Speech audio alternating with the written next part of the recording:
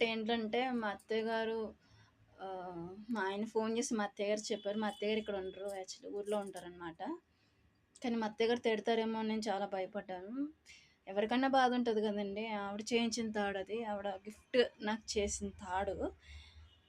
అదే పోయిందని బాధగా ఉంది. ఎందుకంటే అది మా రెండో అబ్బాయి డెలివరీ అయిన మూడో రోజుకే ఆవిడ నాకు చేయించి నా మెడలో వేసింది. సో, అదొక్కటే లేదని బాధగా ఉంది. అదే విషయం మా అత్తయ్యకి చెప్తే మా ఆయన, "సరే అమ్మ పర్లేదులే, పోనీలే" అంది. అదే మరొకరైతే చాలా లెఫ్ట్ అండ్ రైట్ ఇస్తారు. మామూలుగా ఇవ్వరు. సొంత మా మేనత్తే. అలాగని కాకపోయినా బంగారంగా మేము చేయించుకోలేము ఒకటి. ఇంక ఊరెళ్తున్నాను ఓట్లకోటి ఎళ్ళేదుంది. ఇంకా అప్పుడేమన్నా పడతాయేమో తెలీదు. ప్రస్తుతానికైతే ఇప్పుడేం లేవు. మా వోళ్ళందరికీ తెలిసినియి. ప్రతి ఒక్కళ్ళు కాల్ చేస్తున్నారు. ఏమైంది? ఏమైందని? ఏమైందని ఏం చెప్తాం? పోయినియనే చెప్తాం.